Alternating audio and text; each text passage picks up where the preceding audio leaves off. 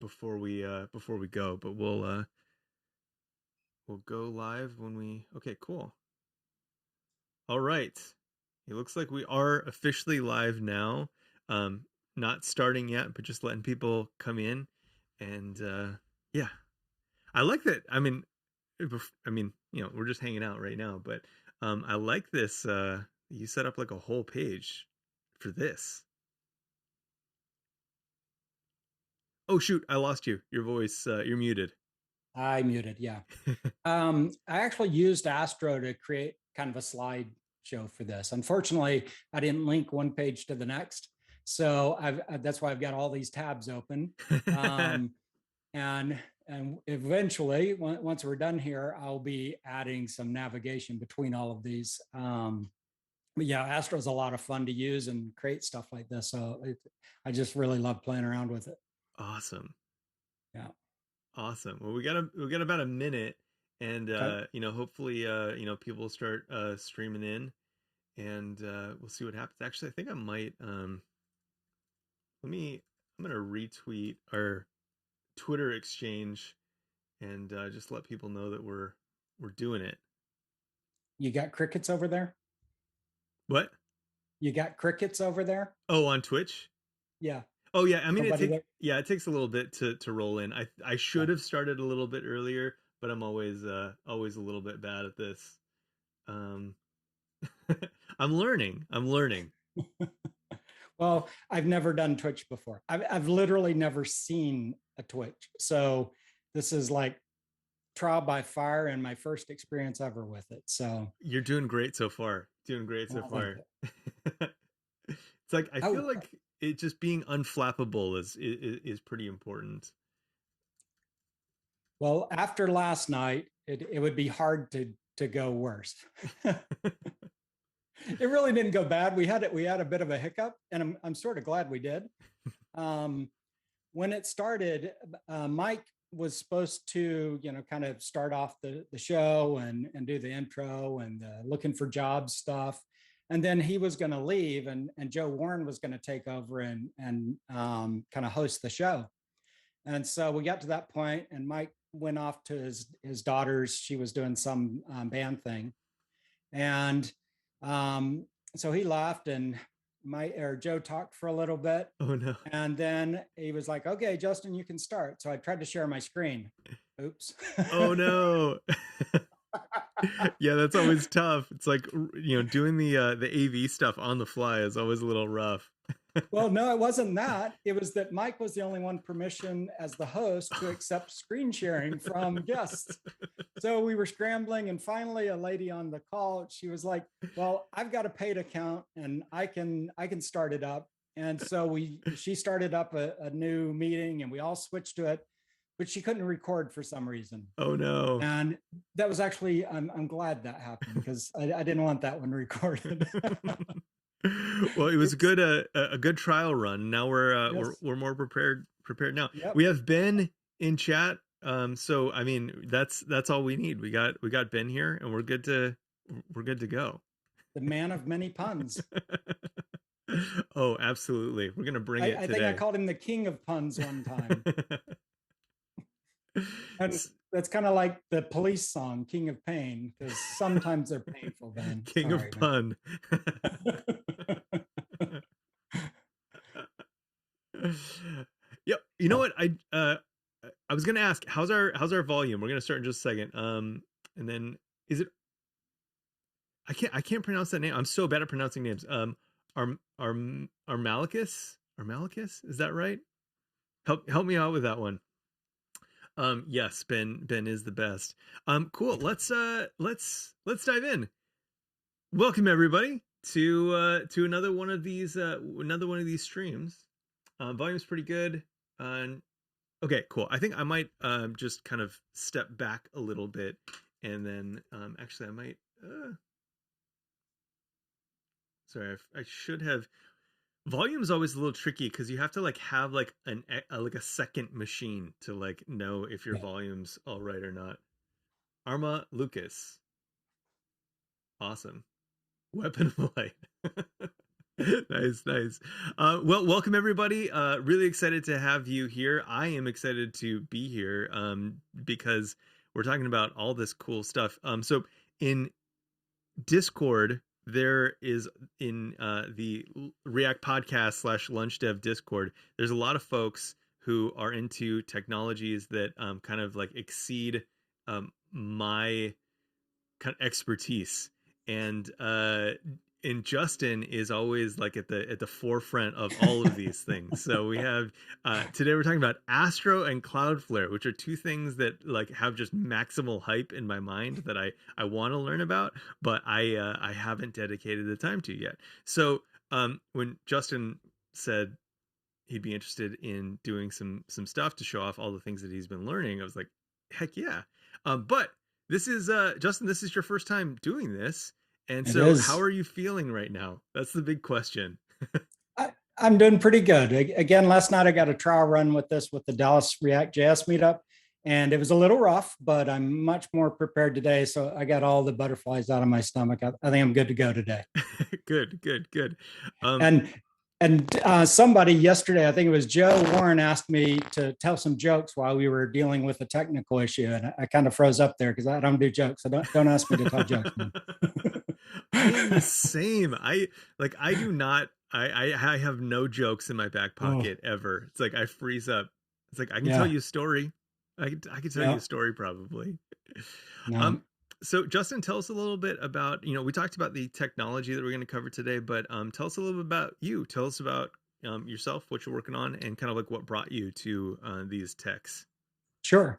Well, I've always really been interested in tech. Gosh, as a kid, I used to buy what back then was called Byte magazine, and it was not the Byte magazine of today, and it would have code samples for Visual Basic and whatever the programs were. I don't even remember.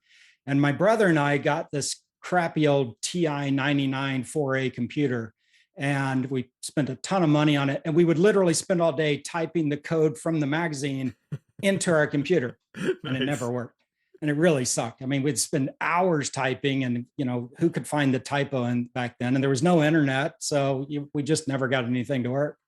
um, but eventually, I mean, I just was always really interested in tech, and I started like automating my work, and finally my bosses were like, how do you get stuff done so fast? And I said, well, I just automated. And they're like, all right, you don't have that job anymore. Now you write code for everybody. And so that was the start of my development career. Nice. And here's my cheesy bio here. In 2013, I had this great idea for a kids texting app, and I quit my job, much to my wife's chagrin. And I launched it, and it was a wonderful app. I'm really proud of it, and it was great memories from it. But I can't make money at it. And so I've been a contract and sometimes an employee mobile app developer. I've done stuff for the world's largest retailer, massive e-commerce companies, some mobile logistics companies. And last year, due to some health issues, I left work. And now you said, well, Justin's always on top of this new tech. It's because I haven't worked for a year, and I have all day long to dabble and play. And that's what I do right now. That's a Um, fun place to be though. It's like it's I am so fortunate that I'm able to do this. My health is getting better, and it hasn't severely impacted us, a little bit financially, but so many people have been in much worse circumstances than us. And so I'm just incredibly blessed and fortunate to be able to do this and kind of get back to normal. yeah, yeah, yeah. Well, I'm happy that you're here, that your health is improving, and we get to benefit from your just being able to take some time to just find out what you enjoy in tech these days. Yeah. Yeah. So tell me a little bit about what we're going to be building. Okay. Um, we're going to kind of walk through this. We did the about me. We're going to demonstrate what we're building.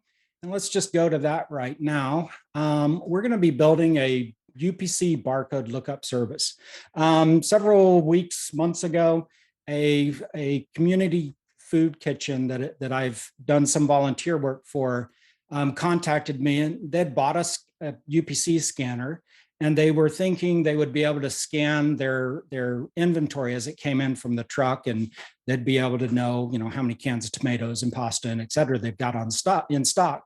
Well, UPC scanners don't do that. They just scan the code and give you the number. And the data, like, are they, what is this product? It's not on that scanner. So they were like, oh crap.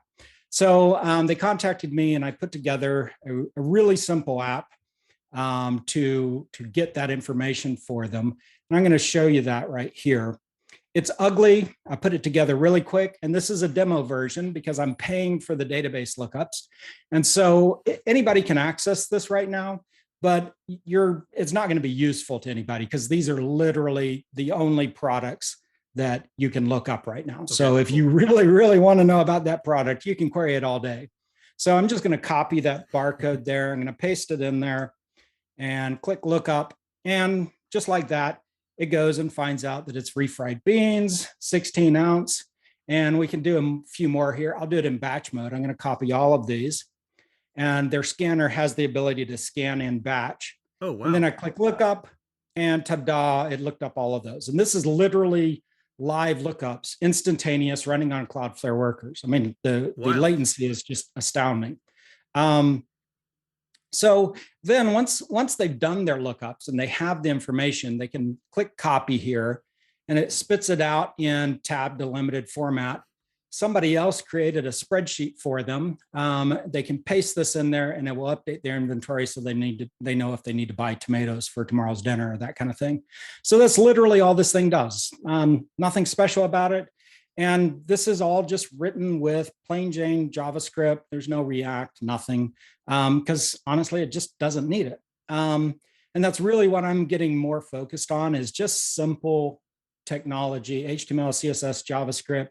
It's just easy and fun, and I don't have to worry about libraries updating every 6 days and that kind of thing. So this is created, and what we're going to do today is kind of recreate a very simplistic version of this while I introduce you to Astro and Cloudflare and that kind of thing. Cool. Ben is applauding your stack choice of less technology. Yeah. Yep. It is a lot of fun. It's fun to go back to this kind of thing. Okay, so again, that's what we're going to build, and I've got a little bit of a plug here. The place is called Community Garden Kitchen in McKinney. They were supposed to open back in May of last year. I went to their groundbreaking in like January or November, I can't remember, of 2019. And what they're doing is they're opening a community kitchen where anybody can come in. It doesn't matter why they come in there. Maybe they don't have enough food. Maybe they've lost their job. Maybe they just need company. It doesn't matter what reason they walk in the door, but they're going to walk in, be greeted by staff. They're going to be treated as if they're at a restaurant. Somebody's going to take their order, and they're going to have community and comfort and food, and they're not going to go home hungry. So it's a wonderful place. It's very close to being open. And when I give out this slide information, I'd really appreciate it if y'all went and take a look at it. And if you're willing to donate, that would be really wonderful. Any amount helps them, and you're helping a community and a group of volunteers that are doing something really amazing. Yeah, can you show that URL real quick? I'll grab it and I'll put it in chat. Yep, it's Community Garden Kitchen, and let's see there, communitygardenkitchen.org. Okay. Thank you. And again, I'll give this slide deck to you later, and it'll be made public. So all of this information I'm sharing with you, you will have access as well as all the repos for this. Awesome. And there's a big giant donate button, so go for that, please. Killer. And then real quick, thanks Squiddles for the follow. Glad you're here. I'm sorry? Glad you're here. Oh, sorry, I was just thanking someone for following. Okay. All right, so that's what we're going to build today. But first, we need to talk about the tech stack we're going to do it with. And we're going to do it with Astro. Now, I'm going to click this here. This is Astro's homepage. It is under a big redesign. A new artist has come in there, and he's got some really cool designs. But Astro is a static site generator. And I imagine many people have heard of that. Basically, what it does is it takes your code in whatever format it is. It may be Go or YAML or whatever, and it produces HTML out of it. Huh. The benefit of a static site generator is that instead of, like, say you've got a site that has 10 pages and the same footer and the same header and the same sidebar, you don't want to cut and paste that thing 5 times so that you can have 5 different pages, an about me, a contact, and a home page, that kind of thing. And then if something changes, you got to update all 5 of those copies. So static site generators let you kind of create a template of each of the sections of the page. And then if you modify the header, well, it automatically applies across all 5 pages. This concept is gone a little further with what's called the islands architecture. You want these little chunks of composable code that can come together to create a website, and you want as little JavaScript in it as possible. So you're not tying all of the components together.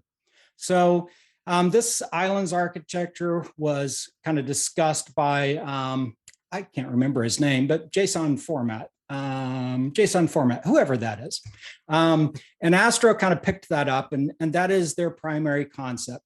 They want to, or their static site generator produces raw HTML and CSS with no JavaScript, even though you want JavaScript in it. There's one caveat to that. There's a little loader that the client gets it, and because there's no JavaScript in it, it's fast as all get out. I mean, it's just instantaneous. Your Lighthouse metrics are going to be amazingly fast, and then it'll hydrate anything that you've told it that needs to be loaded onto the client. Mm-hmm. And with many static site generators, you're stuck with whatever framework they designed it in. So, you may be stuck with React, or you may be stuck with Go, or, whatever. Well, with Astro, you get anything. You can do vanilla JavaScript. You can do React, Svelte, Vue, Solid. It doesn't matter. Pretty much anything can go in there. And so you can develop in whatever technology or framework you like to, and then Astro compiles it together into JavaScript. It's already got built-in TypeScript support, and then it creates the static sites for you. So now Astro's got a really nice ecosystem. People creating plugins for it, and new features, new functionalities, new templates, that kind of thing. And I'll update this list. I just ran out of time, but I'll add a bunch of the different things that people are building in there. Interesting. Now, I have a question right off the bat about the framework support. So you listed all of these kind of individually. And I wonder, with this islands architecture, is this something, could you use multiple of these frameworks? I know that's kind of like, yes. Okay, cool. Because I know that's kind of like a different, there's this kind of adjacent conversation that seems to happen around like micro front ends. And I know that, as far as I understand, these aren't the same concept, but they do seem to have a little bit of an overlap in that you could use this to deploy multiple frameworks to the same site. Absolutely. So say, for example, you've got an old Angular JS site. Angular JS has been come and gone for 9 years or something now, or 8 years, whatever it's been. And you want to slowly migrate it, but you're still stuck with the original site. You can start it off as an Astro site using all that Angular stuff and slowly migrate it to, maybe you want to use Vue, and you slowly take one Angular component and convert it to another framework or vanilla JS or whatever. And you slowly migrate to whatever type of JavaScript you want. And you could even throw React and Vue in there together. No problem at all. Cool. Now, I say it supports Angular JS, and honestly, I don't know that anybody has done that, but I can't imagine that it doesn't. Cool. I know all of these are 100% supported. I believe, not Solid. What's the other one? I can't remember. But anyway, shouldn't be any problem. Do you know? We got Svelte and Solid here. What's the other S framework? I don't know. Let me know. We'll figure it out. We'll get to the bottom of this. All right.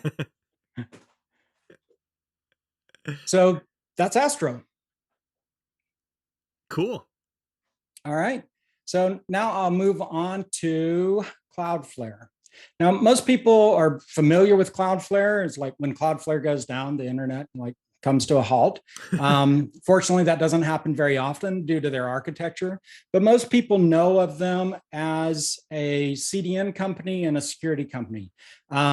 Massive websites are behind them to protect them from DDoS attacks and malware and things like that. And that's what most people know about Cloudflare. Well, Cloudflare built all of this capability by building their own internal tools and services and APIs to create that scalable architecture. They have about 250 points of presence around the world. It's probably more than any other company in the world. Wow. And most of their service, they call it served from the edge. So if you're in Mumbai, and you're getting a static site from something that's hosted on Cloudflare, the data is literally coming from a data center in Mumbai. You're not traversing the ocean and going over to Los Angeles or New York East if you're on Amazon. You're literally being hosted and served right from a POP pretty much near you. Virtually every state in the US has a POP. Some have several. Every country has one. It's really impressive. So, that's their network. And then the other amazing thing about Cloudflare is that instead of sharing the common public internet, they have their own backbone with instantaneous transfer between there, not bottled down by most everybody else.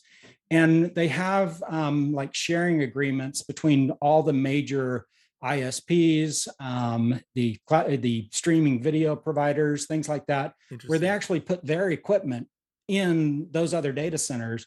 And so you get onto their network right away instead of hopping until you get to a faster connection.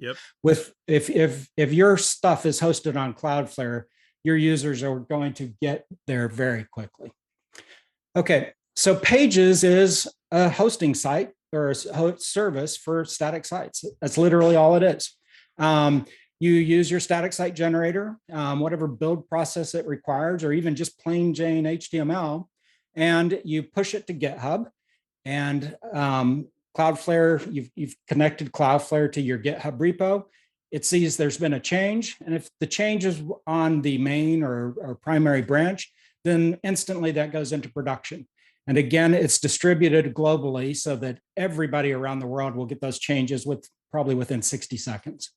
If there's any other branches that you've made changes on, they automatically get a preview URL. And it's some crazy string, and nobody's going to randomly discover it. But basically, you could give that to a product owner or a customer or whatever, and they'll be able to see the changes you're proposing and give you feedback. They have some enterprise mainly tools to prevent anybody from getting access to these randomly, but it's just primarily for enterprise customers. Now, there are rumors of adding API functionality like Vercel's Next.js, where you can have that API route, but right now that's not possible. So if you do want API functionality, you've got to use Cloudflare Workers. Cloudflare Workers are basically just serverless functions, just like Lambdas and pretty much anything else. But the benefit of them is that they're not node-based, okay? Almost all the other ones are, but Cloudflares are actually what are called V8 isolates. They're the JavaScript engine from Chrome, and they're run on a server. And as you can imagine, open up your browser on a fast machine, it's pretty much instantaneous, versus a node server that's got to come up and get warmed up. And the cold starts on node servers and Lambdas and things like that, they run into the 30, 40, 50 milliseconds. Well, with V8 isolates, they're so fast, they're like 4 or 5 milliseconds, which means that even if you do encounter what's called a cold start, it's going to be really fast. But Cloudflare did something even more amazing in that they got rid of cold starts pretty much completely. And the way they did that is, say your worker has no traffic, which a non-used worker will not, and you hit that URL. Well, Cloudflare owning the whole network and everything, they can detect the SSL handshake that's about to start. You got to create the encrypted connection. And as soon as the handshake starts, they actually start up that V8 isolate. Oh, So by wow. the time the handshake is completed, the worker is already up and hot and ready to serve, which That's is wild. really fast. So literally you can get 0 millisecond response times from a worker. And the only Unbelievable. latency you're going to experience is from wherever you happen to be to wherever that worker is in a city near you. But then, as So you're it's saying, they really have nice. enough nodes that there should be one very close to you at all times. Yes. Yeah. Yeah. Okay. Interesting. Okay. Absolutely. Yep. And again, workers are distributed globally. So if you make a change to a worker, like I'll show you this in a little bit, you make a change to a worker here in Dallas, within 60 seconds, that worker will have updated around the world. And so now somebody in China is going to see the changes that I've implemented. Interesting. Okay. We also have some comments in chat. Walshy Dev says you can also put preview URLs behind auth, which is interesting, and it's free to do. That's pretty cool. Yep. Yep. Yeah. So I do have a question though. So if this is a V8 isolate and not node, do we still have like access to all of our like node libraries, or do we have to like pre-build it, or like how does that work? And then I guess consequently, can we do Cloudflare workers in languages that are not JavaScript? Okay. Really good question.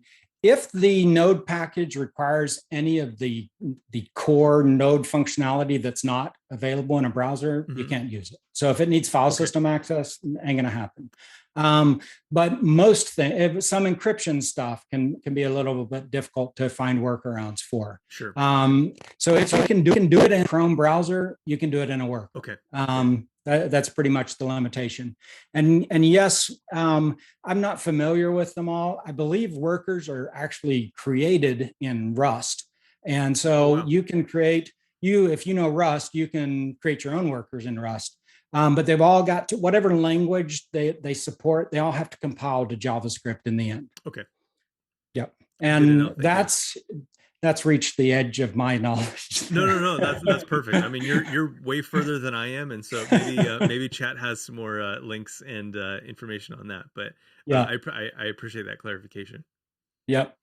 Okay, so static sites not particularly useful. Say you've got a membership page, or you've got likes on a post or something like that, or you want somebody to be able to comment, or you want to serve different languages. Well, then you need some data store. And again, you want to avoid the problem of some centralized database in the middle of the United States that the rest of the world has to go fetch from. So that's where Workers KV comes in. It's a very low latency key values storage. It's kind of like MongoDB, sort of. It's a schemaless JSON storage place. Now, it does not have any of the query functionality of a traditional database. Either relational or like Mongo. It is literally key value, okay? But again, that data, once you put it in one storage location or one POP in the world, then it instantly distributes to the rest of the world. So, and by default, it has a 60-second cache, and I believe that's as low as you can get it. Okay. I've failed otherwise. But within 60 seconds, the rest of the world is going to be updated. So let's say you have like a feature flag. You want to turn on some new functionality that people can like a post, for example. And everybody's ready. You push the go button. You set the value as true in Cloudflare Workers. And within 60 seconds, somebody in Australia is liking posts because that distributed that quickly. So cool. It's really nice. So cool.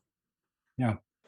Now, a really important thing about KV is I've talked about the consistency thing. It is eventually consistent. You cannot rely on this for transactional, financial, that kind of thing, because it will take a while to distribute, and you just don't want to rely on it for anything that would require that kind of, that critical nature.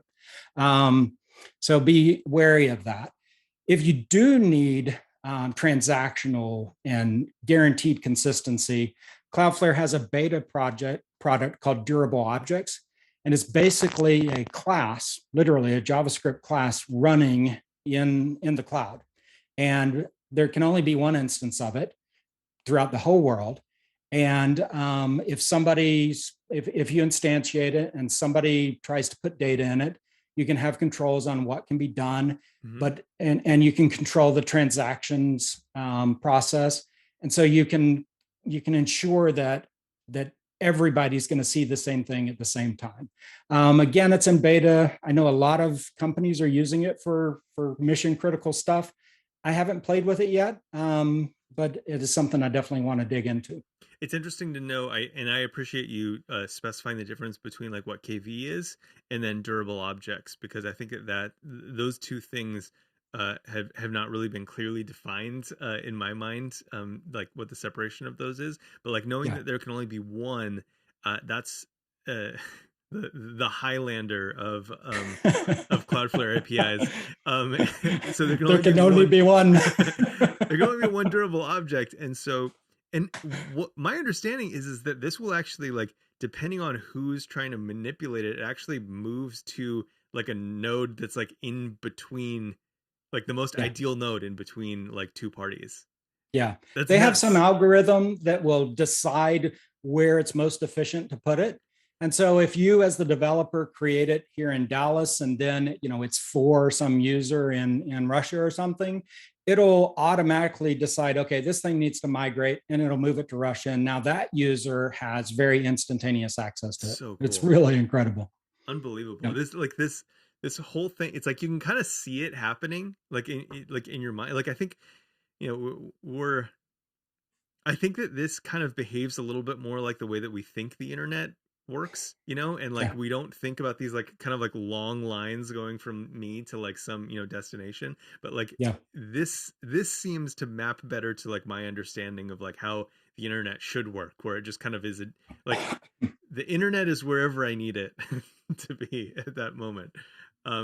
Cool, awesome. Thank you for that. That was very clarifying. I appreciate it. Okay, so again, as with Astro, there's a huge ecosystem for Cloudflare. I'll show you in a minute. Working with a worker is kind of unique. If you're used to databases and Express servers or Happy.js servers or anything like that, Cloudflare is a little bit different.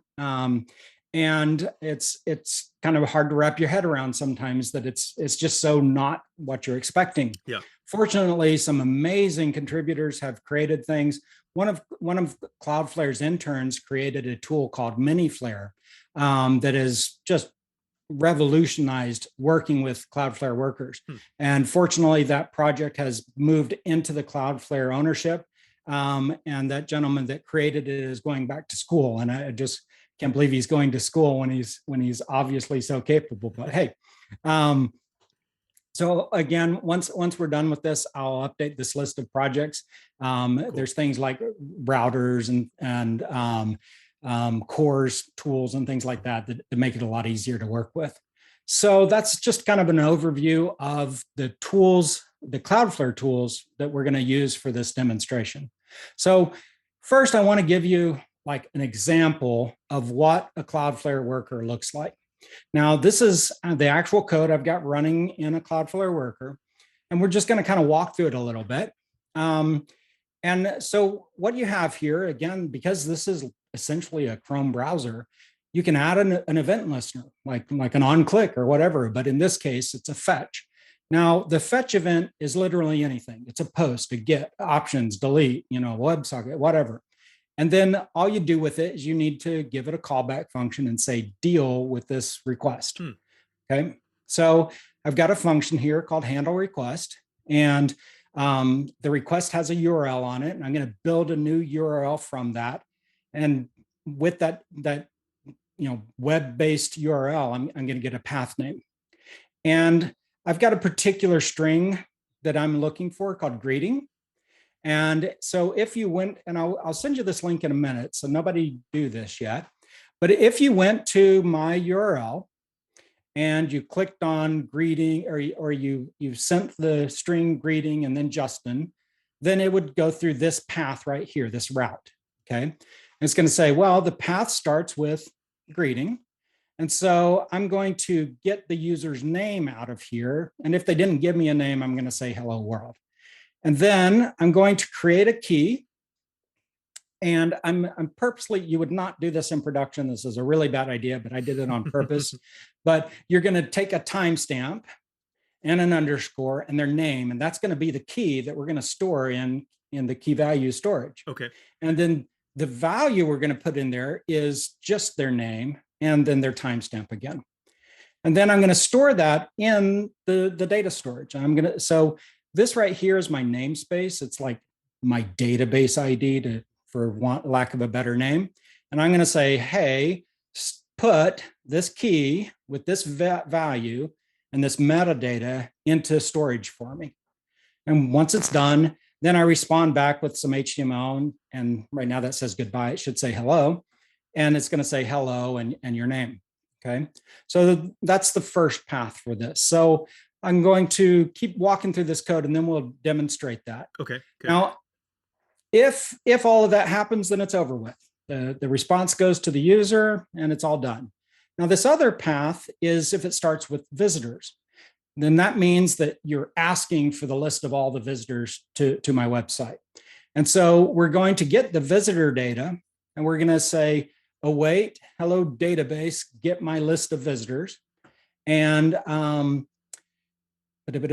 or if there have been none, then just give me an empty array. And then I'm going to reduce this down into basically a UL, a list items. And I'm going to parse through the data I get back from the key value storage. And I'm going to give you the name that we stored in there and the timestamp.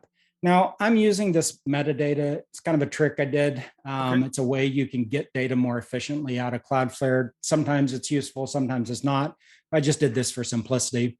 And eventually it's going to return an H1, a UL, and a list of visitors. And if any other path comes through here, it's just going to 404 it. Okay, cool. So that's what we're going to see. So I'm going to, I'll paste this into you. Now, I've done this on purpose because we had a problem with it last night. There's no H in here. Okay. And this whole replace this with your name thing, I don't know how to get this to people, but anyway, can you paste into Twitch or? Oh yeah, I can. The other thing is, I guess you can send that to me over Discord or the chat, and then we can. Let me send it to you in the chat on Zoom. We're gonna see some stuff here for a second. Okay. So again, you're gonna have to put an H in front of it, or it won't work, and you're gonna have to do that whole replace this thing. Okay. And so if you would send that out to everybody on Twitch. I will. Yeah. So. And I'll show you an example of it. I'm going to do that right here. Oh, Welshi Dev, thanks so much for getting that. I appreciate it. Already taking care of us. Thank you. Thank you. And I'm having trouble opening a link here. Hello.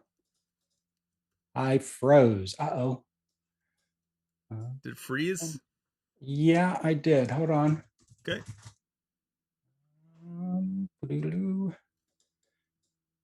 Cancel. There we go. I'm back.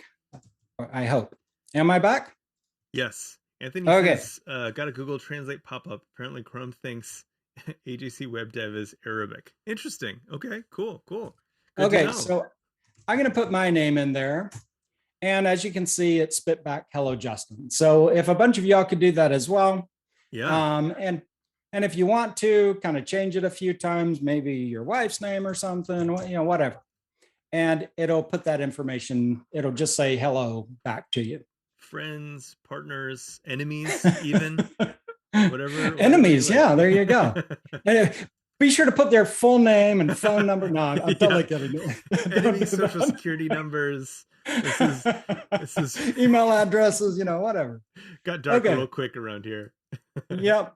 Okay, so the next thing we're going to do is I'm going to give you this link here, and let's see if I can successfully do this without locking my screen up again. If you go to that URL I just sent you, yes, you're going to see all of those visitors. And incoming to, oh, nope, I didn't, hold on a second. I'm failing on the copy pasting to chat here. There we go. Thank you. Welshi Dev, killing it. Appreciate it. Thanks, Walshy Dev. I know him from the Discord channel, so that's Oh, great. awesome, awesome, awesome. Um, Yep. this is great. All of our social security numbers right there. Yeah. Fortunately, they're just timestamps. And so the reason I use that timestamp as the key is that the workers are stored in lexicographical order, or I should say the keys or values are stored in lexicographical order of the key. So if you need to have things in a sequence, you need some way of having them sorted chronologically or alphabetically. Otherwise, all of these, if I just stored it by the name, then you'd be seeing this sorted by people's names instead of the order that they came in. Now I'm going to do something here again. I'm going to say hello, and I'm just going to, let me get access to that. And I'm going to say test, test, test, blah, blah, blah. Okay. Now I'm going to refresh here. And okay, well, timing was perfect. Okay. But sometimes I wanted to demonstrate the what's the word I'm looking for? The cache that workers have, or the KV has, is, sometimes you may put something in there and you may need to wait the 30 seconds or 10 seconds or whatever for the cache to clear and for the data to distribute around the world. Like I could put that in there and maybe somebody in Chicago right now might not have seen that info. And if they refresh, finally, there it is. Okay. So again, just demonstrating the importance that you don't rely on this for some types of transactions. Okay. So that's what a worker looks like. Now I've put that in here, but let me show you what the actual, where I actually put this code. I used the cloud. Oops, I can't do that from here. Hold on, blank. Let me get back to that. Let me copy that link.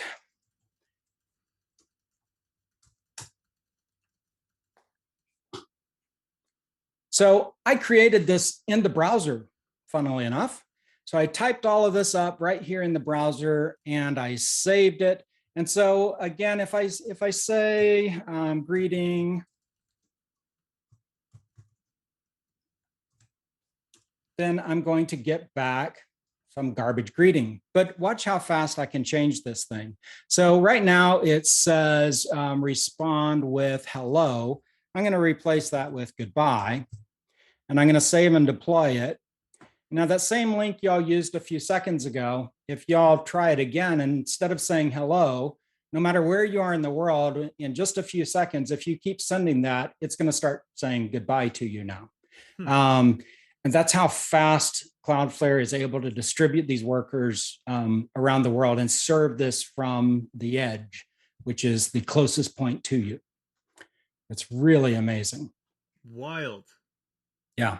Wow. Yep. Now, okay, so I have some questions. Could I pause you for a second? Sure. Okay, cool. So I have some questions. So this is part of this is the Cloudflare like admin, like this is on like in Cloudflare, like you didn't have to build this. This isn't like a third-party tool. This is all just in Cloudflare. That is so cool. Yeah, like for example, I can come back over to the workers and I can click on create worker, and I can send this back here, like this here. If it starts with API, send the path name. So I'm gonna make this API, or I need to save this, and I'm gonna make this API, and I'm going to say React podcast. And if I click that, then it sent back what it said it was going to. It stringified the path name, and there it is. So you can literally create simple workers right there in your browser from the Cloudflare dashboard. That is so cool. That's always so that's always something that kind of, I'm never quite sure. This is, and I don't mean this as a bash on AWS, but just my experience is that this is something that I've always had a really hard time with, trying to figure out what type of APIs you need, like AWS APIs you need to like tie everything together, and there's all these like frameworks that you can use to kind of like make it easier to deploy them. But then it's like you're working at so many levels of abstraction away from like just having that function in the cloud. And like this is so cool because it's like you just go into Discord. First of all, that's not the right word, and then also I pronounced it wrong.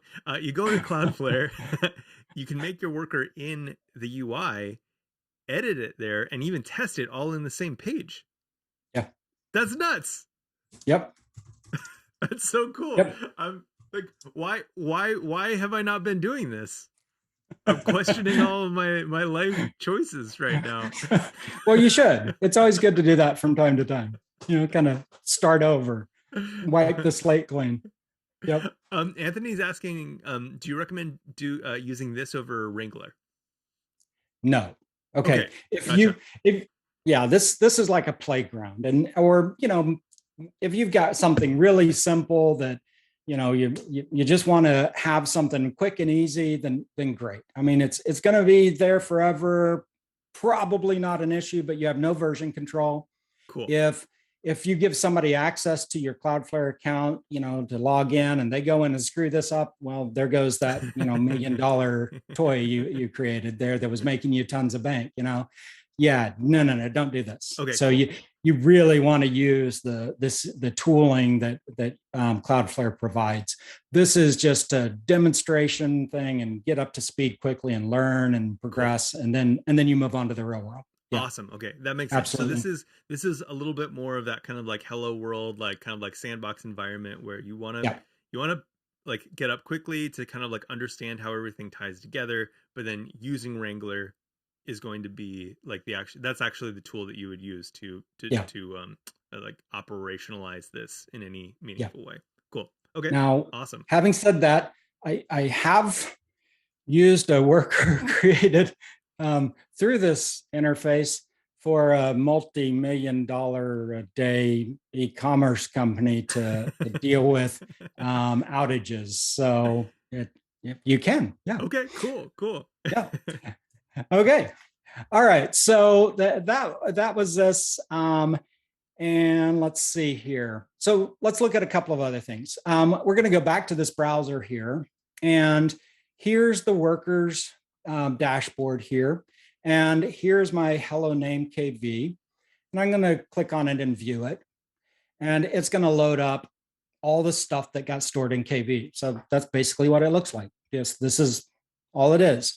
Now, you don't want to be messing with this. This is a pain in the rear. If you get 5,000 items stored in your KV, you don't want to be slugging through it like this. Yeah. So again, you want to use the tooling that Cloudflare's provided for that. And so I'm going to show you here. I've got a command here that I'm going to go into my I'm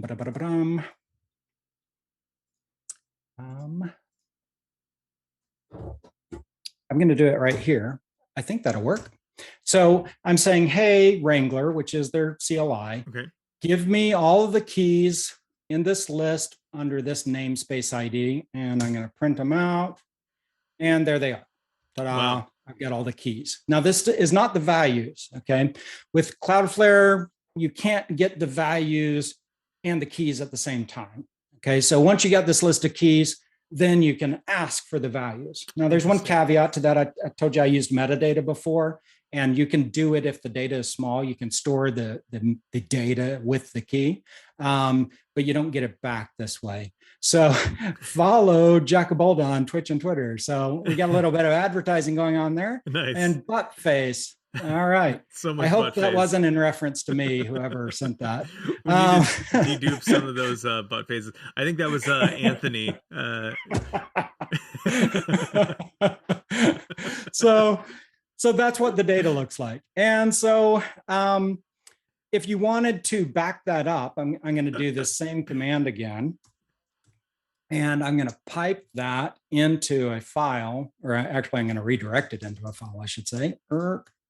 And instead of sending it to JQ, I'm going to do that. And now if I VI hello KV demo, okay, there's so all that data. We pumped that into a file. Is that, okay, cool. Yeah. So that's just a Unix redirect is what I did there. Awesome. I waited for the data. Once it came in, I streamed it into that file, and now it's stored in a file. That's not Wrangler specific. That's cool. Just Unix. Perfect. Yeah. Perfect. Okay. And now let's say I want to delete all of that. Again, you could do that through the interface, but it's, like click, delete, click, gotcha. Yep. delete. So and there's a lot of butt faces there to delete. So yeah, I got to get rid of those. My mom won't be impressed that somebody called me a butt face. So if I wanted to delete a specific key, then I could use the Wrangler command line to do that. Okay. If you wanted to delete in bulk, then something I don't really like about this, you have to know the key and the value to delete in bulk, which is kind of a pain, or at least that's my understanding of it, but I've never really had to do it.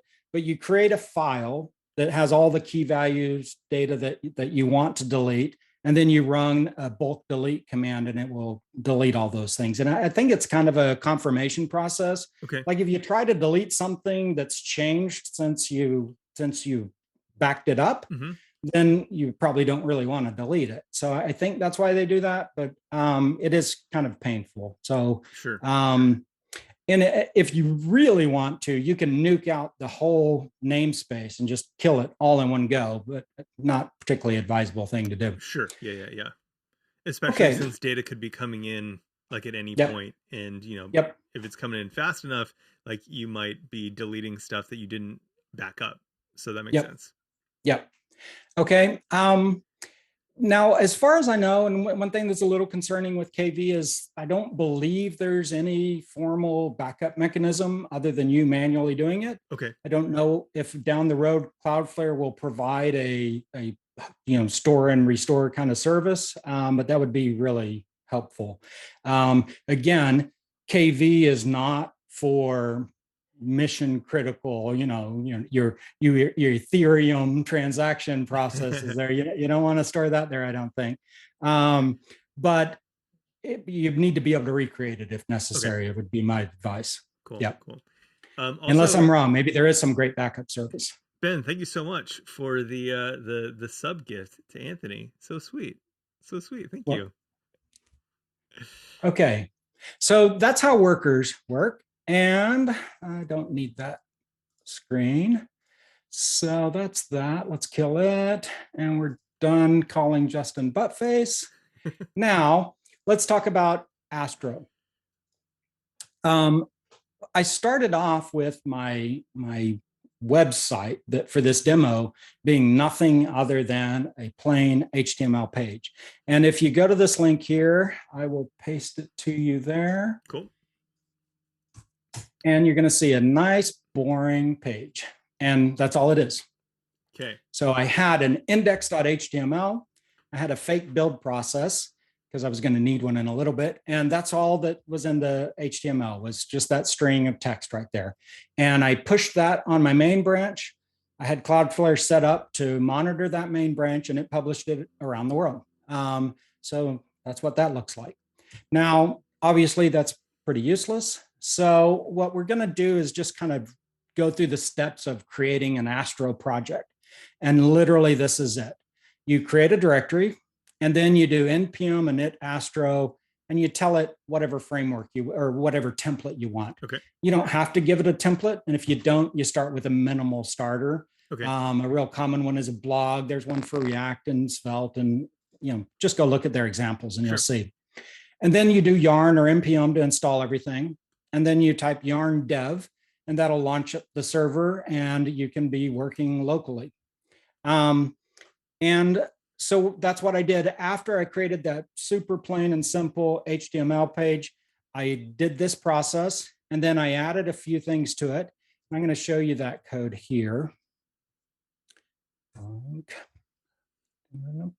And so here's what an Astro project looks like. You have a pages directory, and anything inside the pages is going to be routable. So if you had index.astro and hello.astro, that would be routable, and it would be built as an HTML page.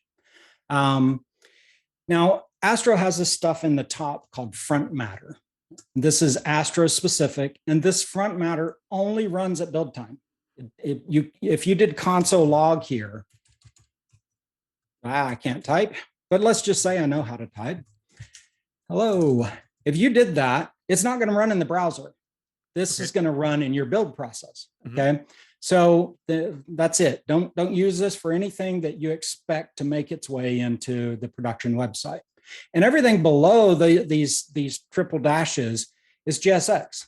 So you can use your React techniques or your Vue. It's JSX. You just do whatever you want with it, and you just respond with HTML. You can have partials, like a section or an article or a UL or whatever. But if it's in here, this is what's going to get produced in the static site generator. Okay. Cool. Now I've imported this UPC lookup form. Actually, I apologize. I kind of jumped ahead. Let's do this real quick. I'm going to send you all this link here. And this is after this step here of just installing a plain Jane framework template. Okay. And I'm going to go to that link here. And again, I'll send you the link to it on GitHub. And this is the template for Preact.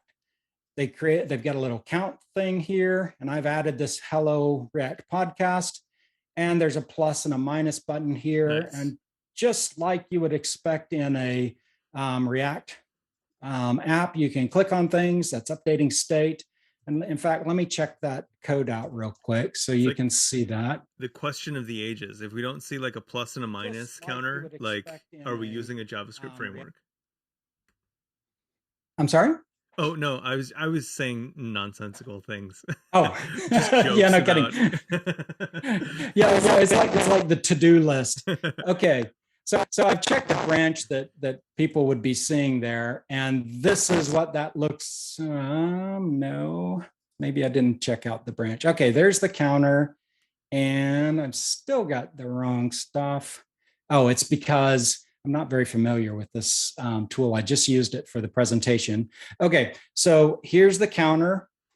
And again, this is what you get when you generate a Astro Preact website. Okay. You get this little counter, and they're importing this counter, and it looks exactly like, hello, there we go. It looks exactly like React you would expect.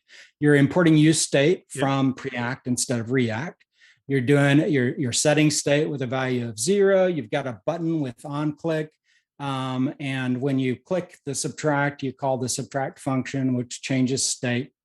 Typical, if you've done a JavaScript or a functional component in React before, you should be pretty familiar with this. Okay, cool, okay. Cool. Yep. Any questions? No, not yet. Yeah, so this is very React-y looking for sure. Yep. I did have a question about, like, so if you go back out to the main page, pages index Astro, so I guess a couple things that I have just about the structure and whatnot. I'm assuming that pages is it is like next in that it is a routes directory. Yep. Okay, cool. And then the other thing that I was curious about is if you go to the bottom, there's the counter, and then there's this kind of strange client :visible that isn't quite a prop. In the React sense of things, but is some kind of attribute. Tell me a little bit about what that's doing. Okay, so again, Astro's goal is to ship 0 JavaScript, if possible.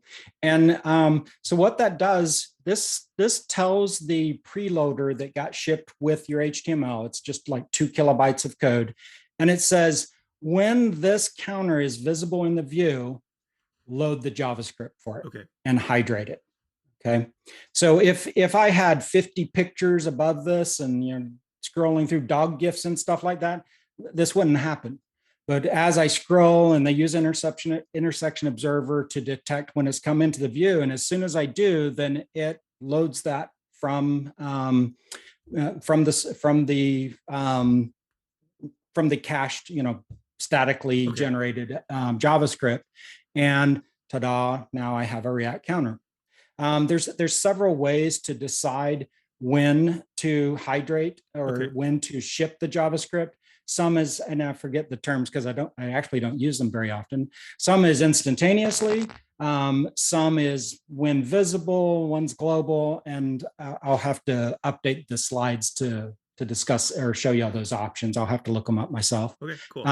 Normally what I do is my pages, I use TypeScript to create my JavaScript, and then I use a script tag inside each component that sucks them in when the page is loaded. Oh, cool. I don't often do this myself.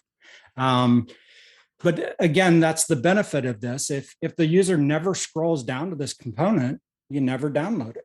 Awesome. Like a comment form on a blog that's 5,000 words. If they never get down there, why suck down that data and eat up their data plan? Yeah. So it's a really nice thing about it. Any more questions on a bare bones Astro project? No. I think that's looking pretty good. Okay. So let me check out the next branch. And thanks for being here, Anthony. Always. And, yeah, I hope he's correcting all my mistakes back there. Oh, no. He was just he just said you're doing an amazing job, actually. Oh, so yeah. Thank you. Okay, so now I've modified the default that shipped with Astro, and I've changed it to a UPC lookup form that I'm importing. And now I've added this header here. And again, I'm doing the client load just like we did with that counter. Yep. And so let me give you all the link for this. Now this one, because it's the client load, it's going to load no matter what, visible or not, it's coming down. Okay, cool. Yep. Good to know. Yep. So let me pull this up here and I'll give you all this link. And then again, these links are just Cloudflare Pages. When I shipped to a different branch and when I pushed to GitHub on a different branch, it created a preview URL. So that's what these are. Oh, sorry. I pasted a not the right URL. Let me grab that. I'll paste that in chat real quick. Okay, there we go. Okay, so that's what this looks like. Okay. Sorry to every person who has any design sense out there, it looks terrible. No, okay. I love it. Let's not confuse it with a bunch of fanciness. We want to see the rawness. Yep. So if you put nothing in there, I mean, my super awesome UX skills say, please enter an 11-digit UPC code with an alert, which hopefully Google doesn't kill. If you put some garbage in there and do a lookup, it's going to. Okay, got a little bug there. You know what? For some reason, I didn't get a chance to dig into this for, let me open up Firefox Developer Edition. Sorry if you're having that problem. Don't use Safari for some reason. I've clearly got an issue there. So I'm going to put garbage in there, and it says not found because that's just not a valid UPC look or UPC code. Yep. Now let me get a UPC code. And I'm going to copy, I've only got 2 stored in this sample database we're using. And I'll paste that in there. And my UX is bad because I put a new code in there, but it's still showing the error, but you get it. Yep. I click lookup and it comes back with the data. Wow. So let's look and see what that looks like. So I'm going to clear my console and my network. And this time I'm going to go get a different code. And I'm going to paste that in there. And so just like you would expect with React, I'm going to create an XHR, an AJAX request, and I'm going to send it off. Maybe I did not load that one. Well, I'm going to just cheat and not take up any time. I'm going to go back to this one again, and you'll get to see it. So you can see I got a 404 from my endpoint. Okay, yep. And the response is not found. Not found. Okay, cool. So now I'm going to send this one again, and I got a 200. Okay. And the response is this data right here. And so that's the UPC information that the pantry cares about. Its weight, the brand, that kind of thing. So how did we do this? Again, I'll take you back into the code. Cool. Real quick, Byron Anderson, thank you so much for the Prime sub. Appreciate it. Thank you for being here. I have no clue what that meant. Okay. Twitch stuff. It's Twitch stuff. Okay. All right. You young kids today. Get off my lawn. So anyway, I've created a UPC lookup form, and let's open that up here. And I again, a stateless functional component for React, or a function component for React. I have a UPC and a set UPC, and that's on my form handler. So now this may be odd for React people. I'm using an on input versus an on change. That's a pre-act thing. And so as the user starts typing, I'm going to call the handle input function, and they start typing, and I set the UPC to whatever the event target was, standard, plain Jane, pre-act, React stuff for everybody. Mm-hmm. And then when they click on submit, I prevent default. If they didn't actually have a UPC in there, I tell them to put one. And I didn't do any validation on this part right here. But if we don't already have a request in progress, I use a little get JSON hook that I've created in a long time ago. So it kind of handles the whole process of dealing with calling a backend. So the front end, all it's got to do is tell it what URL to hit, and then kind of deal with the responses. If there's data, show it. If there's an error, show it. If it's in progress, then hide the input. But basically, all it's doing is calling a fetch, and the URL it's going to. I don't even need to show you this part. It's hitting that URL right there, and it's cool. That's my Cloudflare worker URL. And I'll show you again what that looks like from. I use PAW instead of Postman. I've used PAW forever. I love it. So if I hit a URL with PAW here, then boom, I get a response. And here's what it looks like with JSON. And I can put something bogus in there, and I get a not found.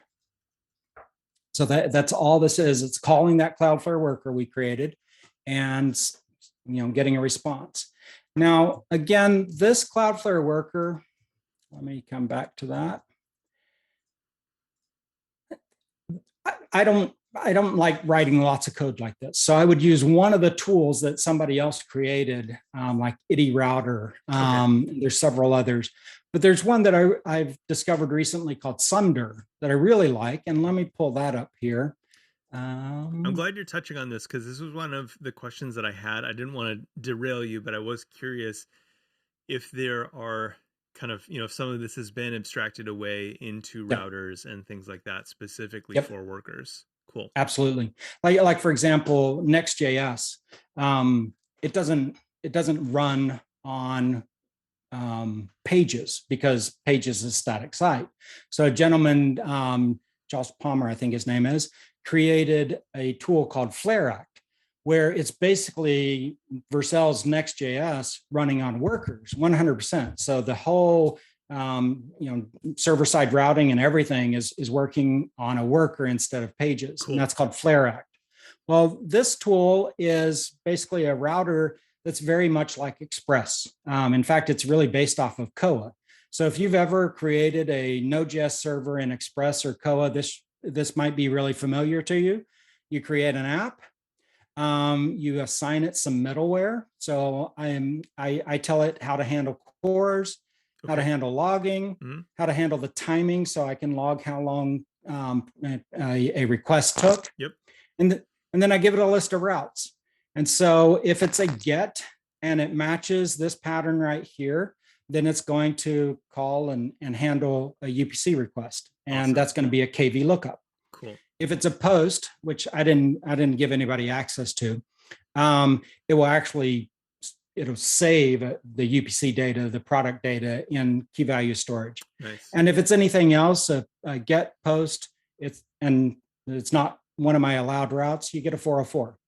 And then just like Express or Koa, you tell it to use all of this middleware here. And then the last time I used Express was forever ago. I've always preferred Happy.js as my server. But that's before promises and async await. Sure. And it was back in the callback hell days, and I hated middleware. Well, now middleware is wonderful. I mean, it's just really easy to use. So I'll show you that real quick here. Like here's my cores middleware. Well, I get the context and I don't want to do anything yet. So I say await next, and it lets the request go through to the Cloudflare worker, gets data back, blah, blah, blah. And then once I know it's done, then I add course headers to the response, and out it goes. And I don't have to do any callbacks and nesting and nesting and nesting. It's really sweet. Interesting. So this is, so I really like Sunder. It's literally 100% of the code is written by one guy, and I have a shameful plug in there. I've got two doc PRs, so that's the extent of my contribution to it. But if you know Express and you want to get started with Cloudflare Workers, then Sunder is a great choice. Cool. I'm gonna link that in there. That's quite an endorsement. I was gonna say, I know that we're a little bit past the hour, and I know that some people are kind of kind of past their allotted time to hang out on the stream. And so I'm curious if they wanted to learn more about obviously we've been pasting links, but I know that you have your site as well. Could you just share that with us real quick, and then we can kind of carry on? Yeah, this presentation, let me get you the link for that. And I'll be updating it a little bit more. Okay.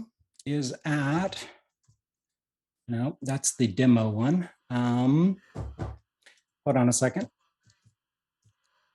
I'm using the one in DNS. Okay, so it is UPC Lookup presentation.codedemos.com. I'll paste that to you here. Okay, cool. And not codedemos.com, it's codedemos.dev. So that should do the trick. Perfect. Let me make sure I gave you the right link. Come on. That is not the right link. Hold on. Let's see what I did wrong there.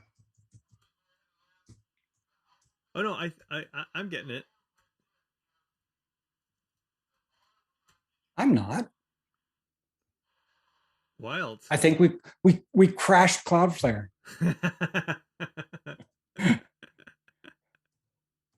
Or maybe my compute. Whoa, that is not what that's supposed to look like. Maybe just give it a quick refresh. It should be good. Going. All right. Well, I don't know what's gone wrong there, but I broke something. I will update it because right now I've been giving you this presentation from my local host. Okay. But I'll send that out to you, and you can distribute it to all 5 watchers. No, we've had lots. People are stoked on what you're sharing. Yeah. Great. Well, that's pretty much all I had to present. Okay, cool. And now just if anybody has questions or want to talk about it, I can stand here as long as anybody wants to. Cool. Yeah. If if you all have any questions, throw them in there. And then if not, we'll kind of get back to our work. While we're waiting, Justin, I just want to thank you for just all of your preparation in making this happen. It's there's so much material here that you've boiled down to some really easy takeaways, and things that have, all throughout this, I'm like, oh, okay, like I feel like I kind of understand that thing. You're like, oh, it's super cool to see that, because I would have spent another few months like kind of thinking maybe I should never try this because it's probably complicated. You made it look very approachable, which I appreciate. Well, thank you. Well, and again, all of the links in here for this presentation, I'll post out there, and it's going to have access to the GitHub repos and everything, and even this presentation cool. that you'll be able to run locally. So. Yeah, absolutely. And and with your permission, we'll put this up on our YouTube channel as well. Obviously, it'll be available as a VOD. Walshy Dev says, no questions, just appreciate you talking about pages and workers. Great. And then, all this stuff is really cool. Everyone's loving what you did.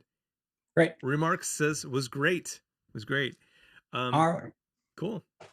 So I've pulled up my little plug there. yeah, I'm sort of looking for work. So if you've liked what I've done here and you need some DevRel work done, I'm not looking for full-time work or anything. And if you need a header React developer, contract work, anything like that, I'm happy to step in.